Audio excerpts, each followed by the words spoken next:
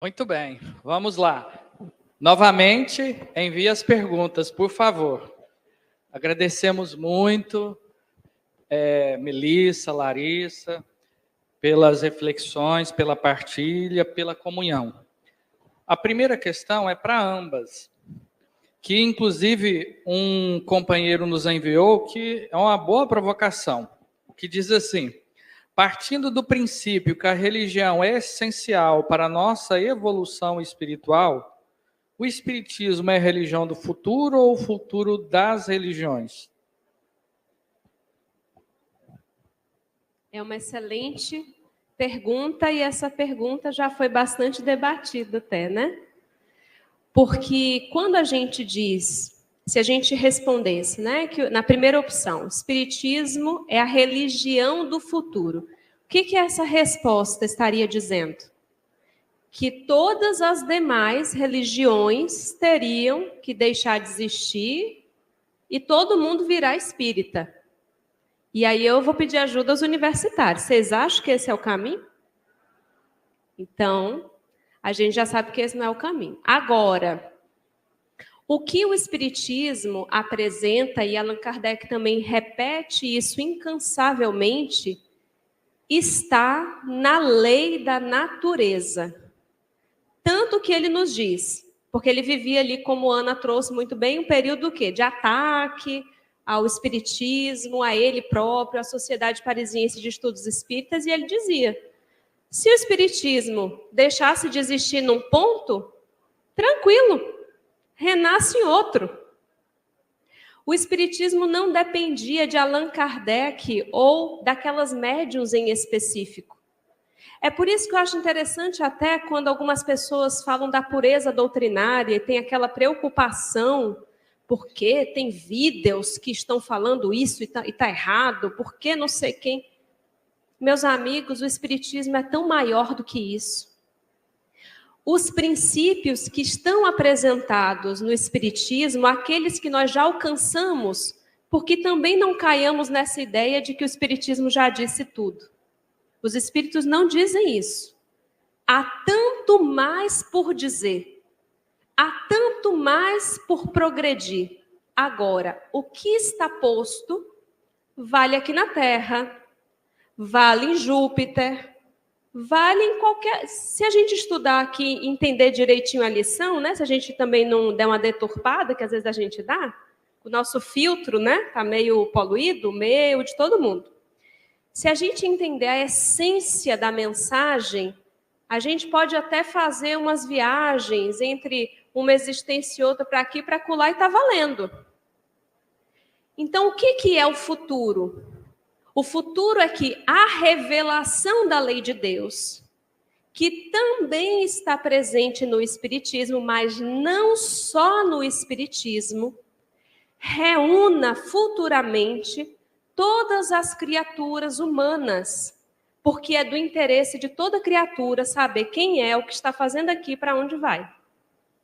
É do interesse de toda criatura humana ter notícias de que é um ser espiritual, numa experiência material, que o que fazemos aqui impacta na nossa vida, tem consequências, que para cada uma das nossas imperfeições há um sofrimento, que é natural e que é consequência dessa imperfeição, e que, portanto, é do nosso interesse progredir. É do nosso interesse ser bom, porque ser bom faz bem a quem fez o bem. Então, como diz Divaldo, eu adoro essa fala dele, chega uma hora que a gente começa a querer ser bom, nem que seja por egoísmo, nem que seja para parar de sofrer.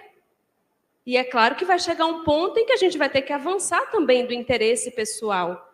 Mas enquanto a gente está fazendo o mal, já é um avanço querer fazer o bem.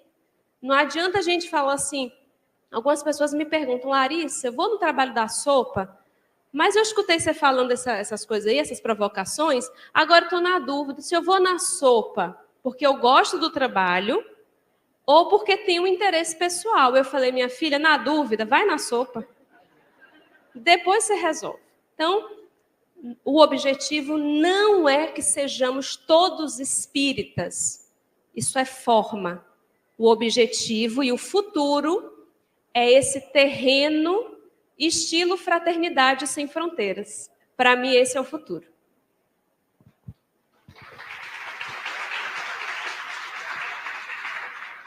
Eu só queria acrescentar aqui com uma provocação. Foi uma provocação, eu vou devolver outra provocação. Em cima do que a Larissa falou. E em cima de tudo que nós ouvimos, acho que no dia de hoje aqui. E que a doutrina traz.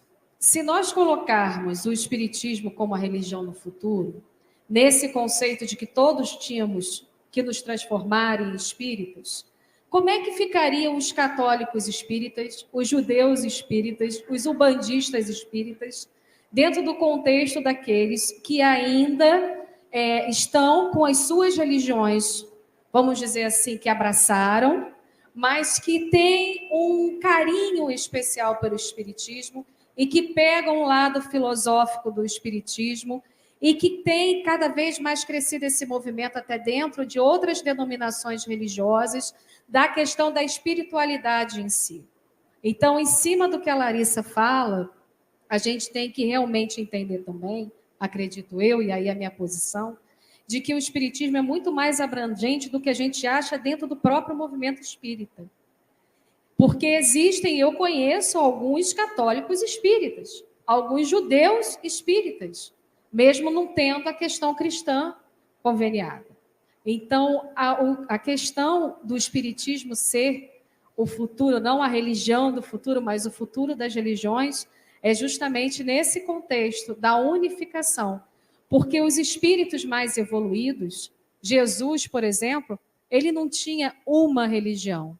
Ele tinha todas, se a gente pode falar assim, no conceito muito mais amplo do amor.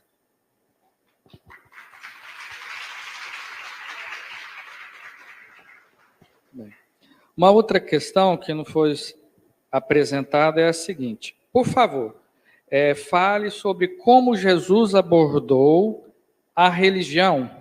Pergunto, pois existem certos dogmas relacionados a isso.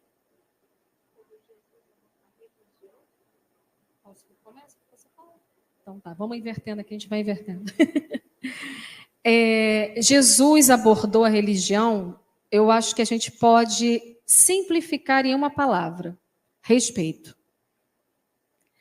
Porque ele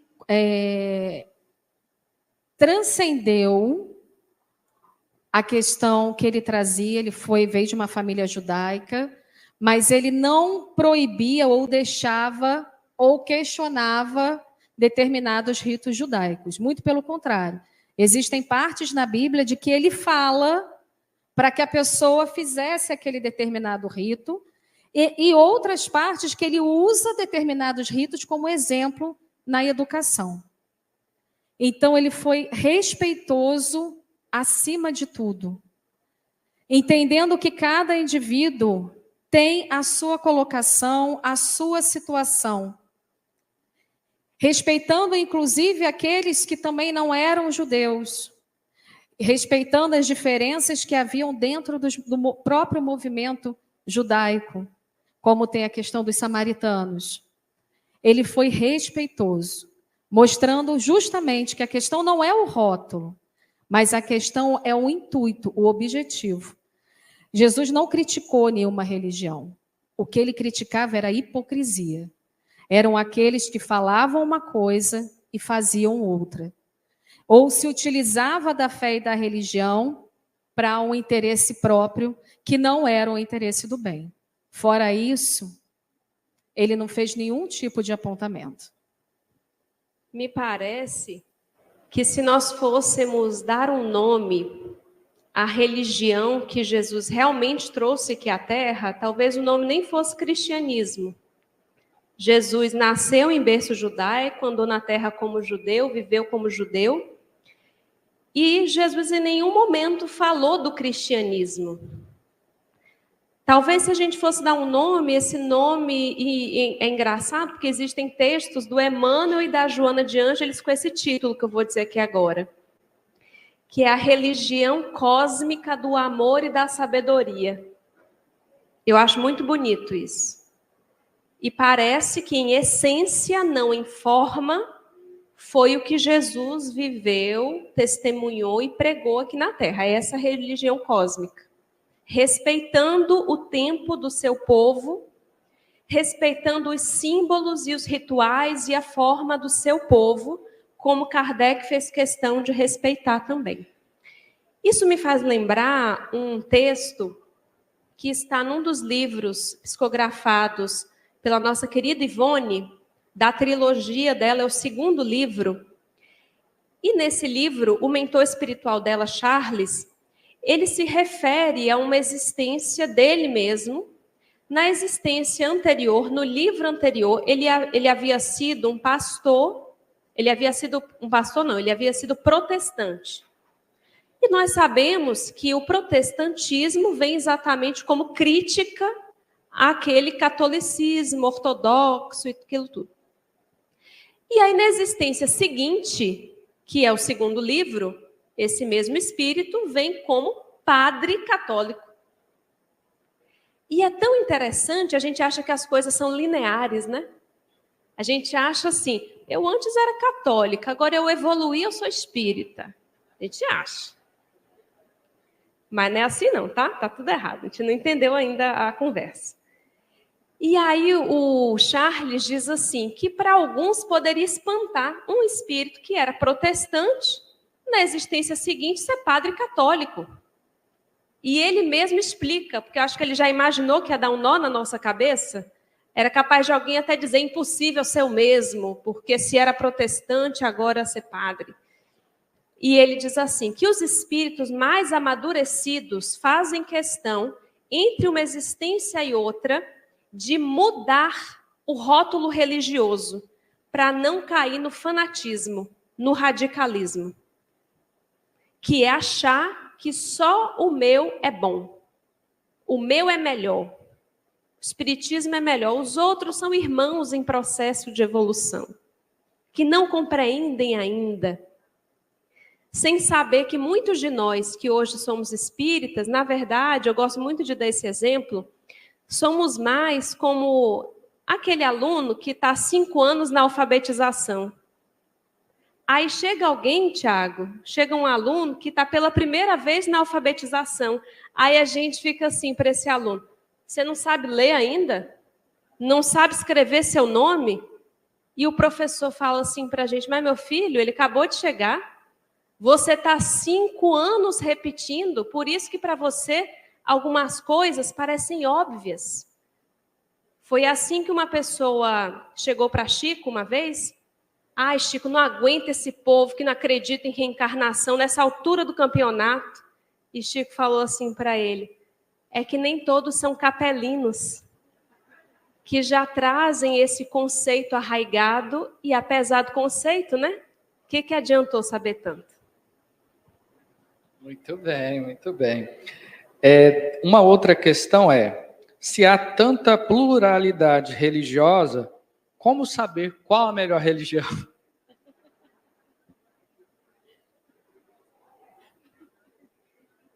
É uma excelente pergunta. E eu devolveria, qual a melhor para você? Porque não tem uma melhor universal. É a melhor para o meu momento. Gente, quando eu era criança, eu acho que eu estava com essa pergunta. Acho que eu vim com essa pergunta. Vocês não têm noção de quanto lugar que eu já fui.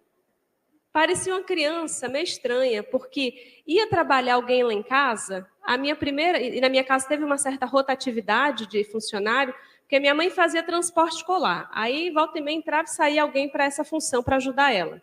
Minha mãe fazia uns biscoitinhos caseiros. Aí, volta e meia, tinha alguém trabalhando lá para ajudar no biscoitinho caseiro. E como minha mãe e meu pai trabalhavam muito, ainda tinha que ter alguém para ajudar na casa e para me dar uma olhadinha, né? Então, todo mundo que ia trabalhar lá em casa, eu perguntava, qual que é a sua religião? Qual que é a sua religião? E eu pedia para a pessoa me levar na igreja ou no templo que ela frequentava. E eu não sei quem era pior, se era eu ou minha mãe, que minha mãe deixava. Criança, não era adolescente não, era criança mesmo, de 9, 10 anos. E aí eu fui para tudo quanto é denominação de igreja evangélica, que vocês imaginarem, vi foi coisa nessa. Eu era fã até da Mara Maravilha, vi show da Mara Maravilha na Igreja Universal. Criança. E recebi de cada um desses lugares por onde eu peregrinei alguma lição. Todas essas experiências foram maravilhosas, mas eu não encontrava o que eu estava buscando. E sabe o que eu achava interessante? Eu olhava aquelas pessoas e eu falava assim, tem alguma coisa que essas pessoas beberam aqui que elas gostaram e eu não estou conseguindo sentir esse sabor. Que nem quando alguém come uma comida que a pessoa adora, paraense tomando açaí puro. Goiano comendo pamonha. Que eu, por exemplo, não me dou, né? Baiano comendo acarajé, enfim. Você vê a pessoa comendo um negócio e fala assim, gente, mas ela come com a vontade, o que ela está sentindo que eu não consigo sentir? Eu percebia nas pessoas que ali era o lugar delas, mas não era o meu. Por algum motivo, me parece que por motivo de muitas dívidas, o meu lugar é o movimento espírita, nessa existência. Na próxima, não faço a menor ideia, mas nessa, no dia que eu entrei pela rua do Beco do Bozó, meu pai estacionou o carro e eu entrei na Mansão do Caminho em Salvador pela primeira vez. Eu tinha 14 anos e eu comecei a chorar. Vem agora aqui essa mesma emoção. Porque eu tinha anos nessa busca. Anos.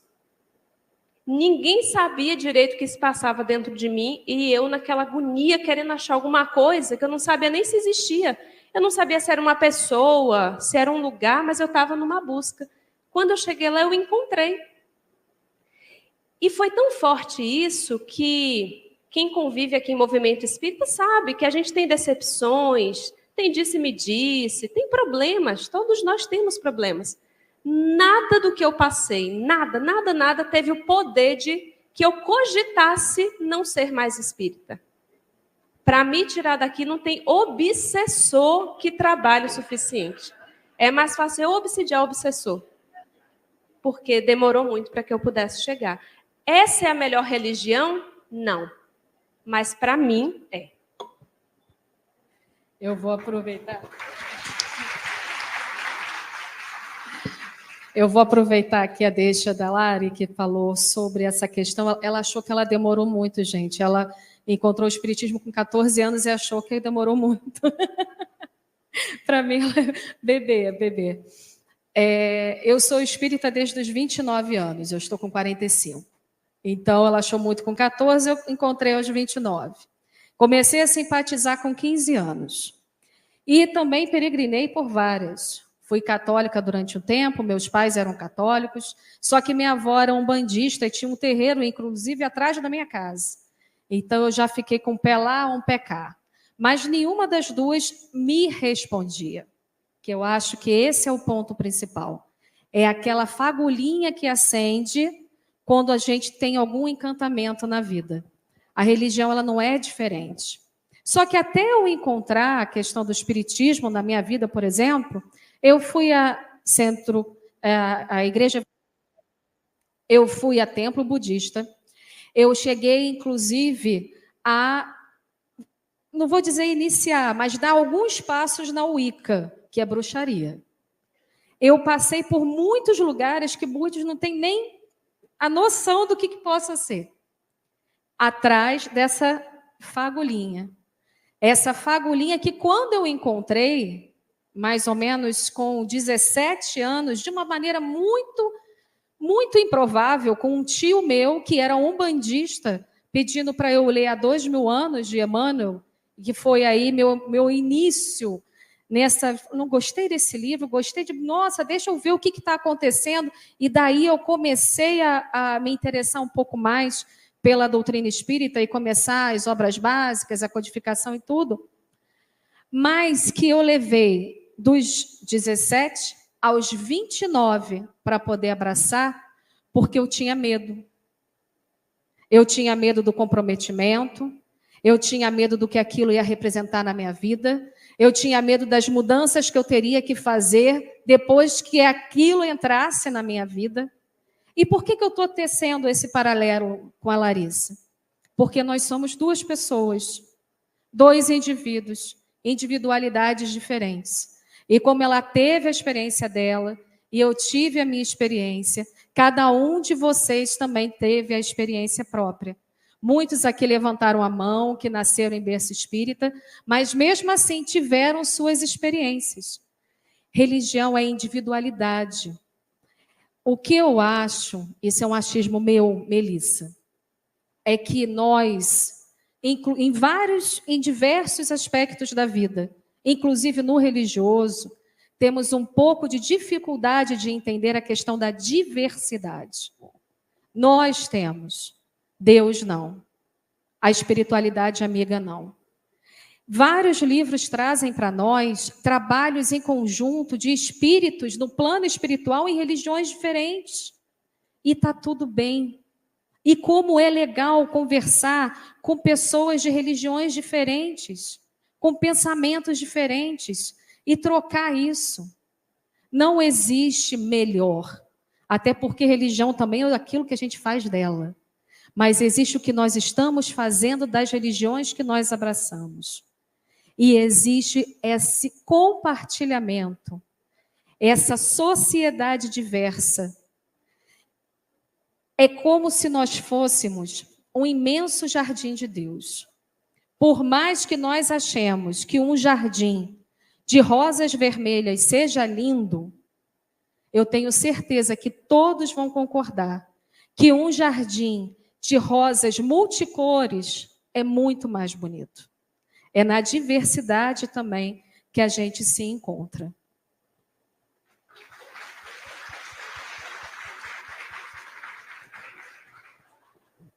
Agora é a hora do ar. A última questão. Como a religião pode nos ajudar a ter esperança em um mundo com guerras e crise climática?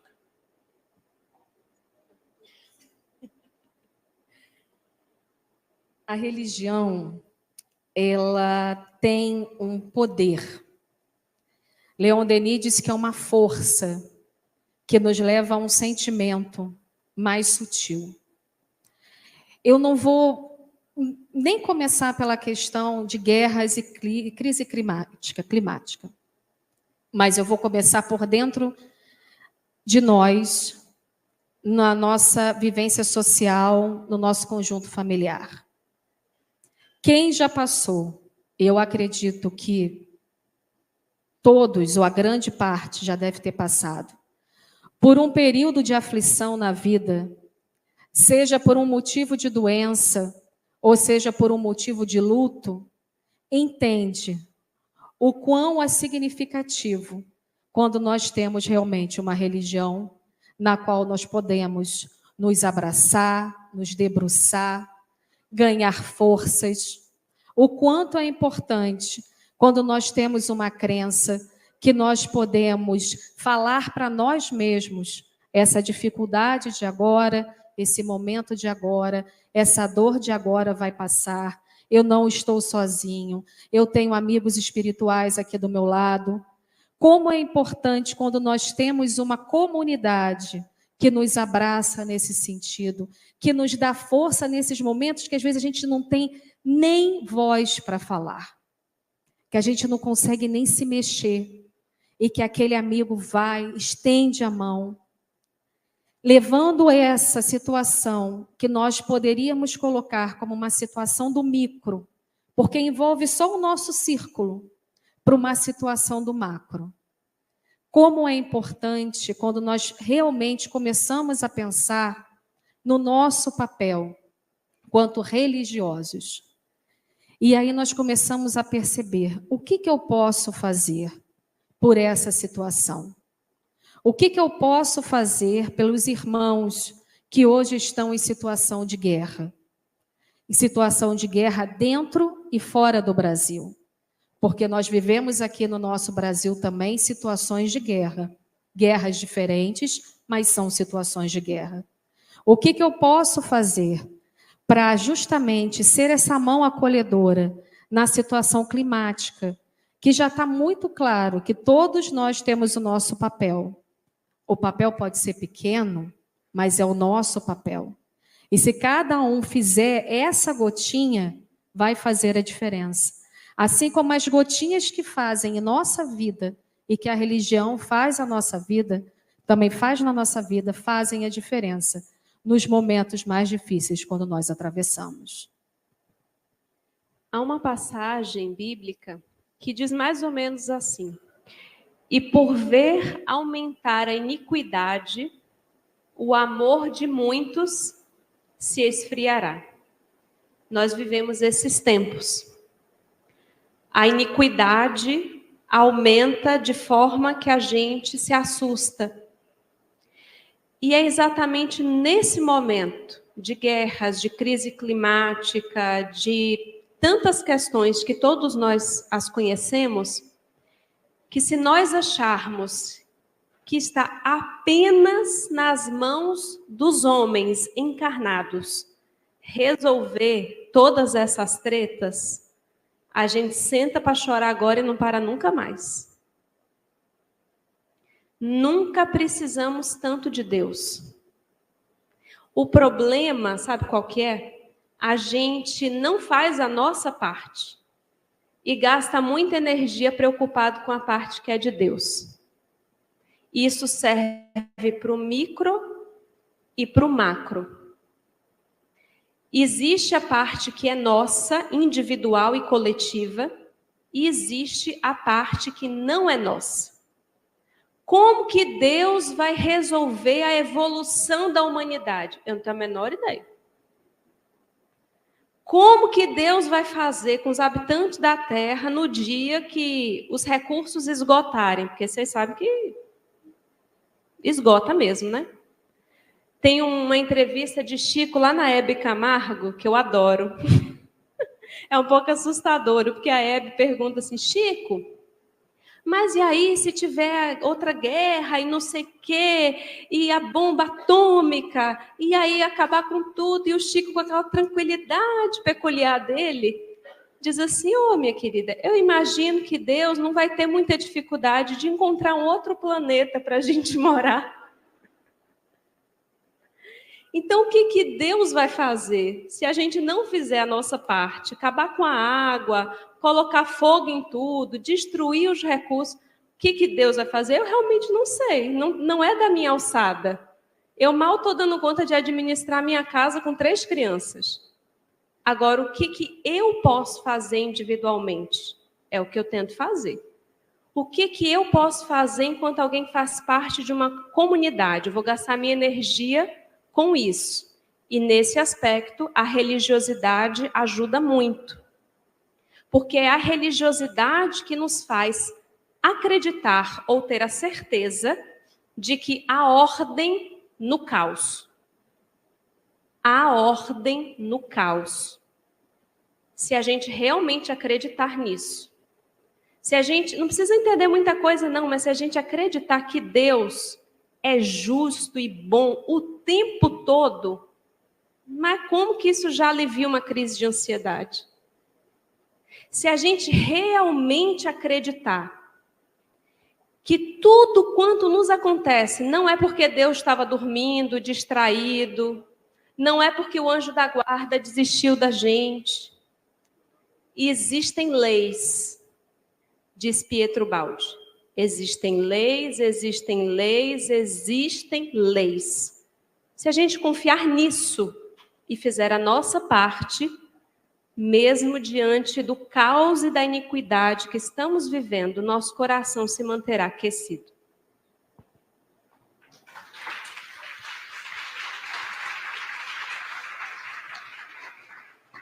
Então, agora, pedir as considerações finais, por favor. Queria só agradecer, meus amigos, agradecer aos bravos que estão aqui até o final, porque eu sei que o cansaço vai batendo. Muito obrigada pelo olhar de cada um. A gente vai aqui acompanhando, né? Vendo aqui, sentindo a vibração, sentindo o acolhimento, o carinho. Só queria agradecer. Muito obrigada.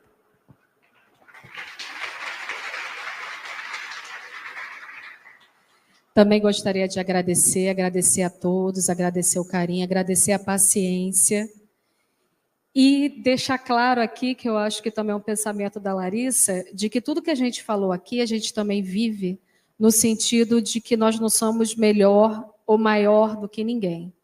Então, juntos que a gente possa realmente se unir dentro das nossas imperfeições, daquilo que a gente busca ser, mas nesse ideal, né, que nós temos todos como espíritas, de sermos pessoas melhores. Muito obrigada.